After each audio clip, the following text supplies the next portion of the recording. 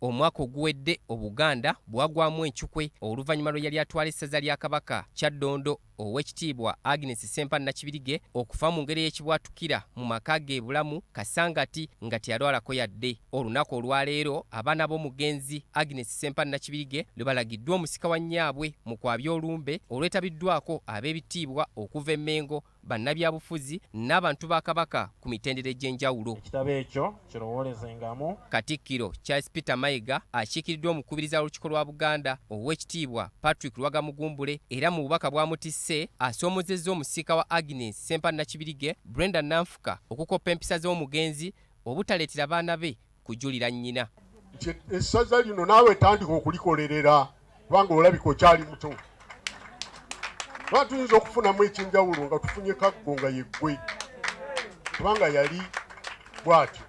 Mu bubaka bwe Oweekitiibwa Patrick Lwagamugumbule ayogedde ku mugenzi ng'eyali omuntu w'abantu ayagala obwakabaka bwe era omugoberezi wa Yesu Kristo. Omukyala nali muyita mundu mmenye olw'obuvunaanyizibwa bwe yakolanga nga ebiseera ebyo emirimu gyali mingi nga bwe mumanyi nga tuzimbira nga tuzaawo obwakabaka nga bwe tukyakola n'ebiseera bino.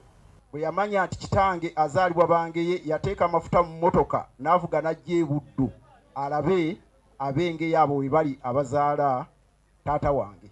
Omutaka w'ekika ky'Engeye Kasujja atenderezza emirimu egyakolebwa omugenzi mu kiseera we yabeerera mu nsi wabula n'avumirira nnyo abakyalina endowooza nti Okwabya Olumbe nkola za sitaani. Ono awerekeddwako jjajja w'ekika ky'Embogo Kayira Gajuule, jjajja w'ekika ky'Envuma Omutaka Kyaddondo ne Katikkiro w'ekika ky'Engeye.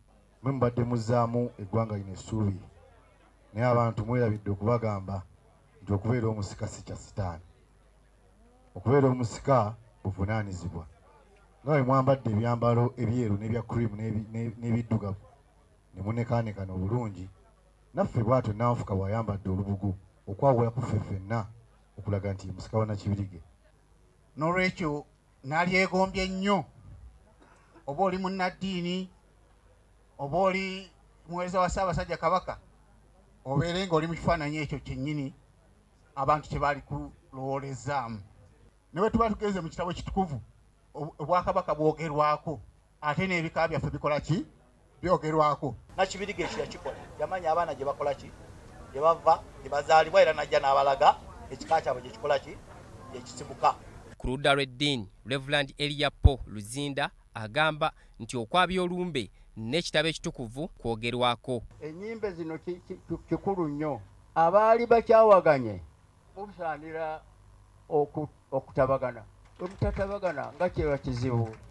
Kale tugenda kukwasa Bayibuli kubanga kye kitala kyaffe abakkiriza era tumanye nti Bayibuli ye eri kumpi nnyo. Abaana b'omugenzi nga bakulembeddwamu Ruth Ssempa batenderezza omukwano gwa maama waabwe gwe yabalaga bwe yali akyali ku nsi n'enkuza ennungi gye yabakuzaamu wabula nga n'abantu ba bulijjo nabo boogedde ku mugenzi ng'omuntu eyali ow'empisa. Singa tetumanyi tetwandisobodde kuyimirira wano, naye twebaza Katonda nti mami oyo yajja n'ayita omu ku baana baffe n'amugamba temuddamu kunkaabira, ndi mu kifo kirungi nnyo, singa nsobola obbalengezaayo n'alibalengezaayo.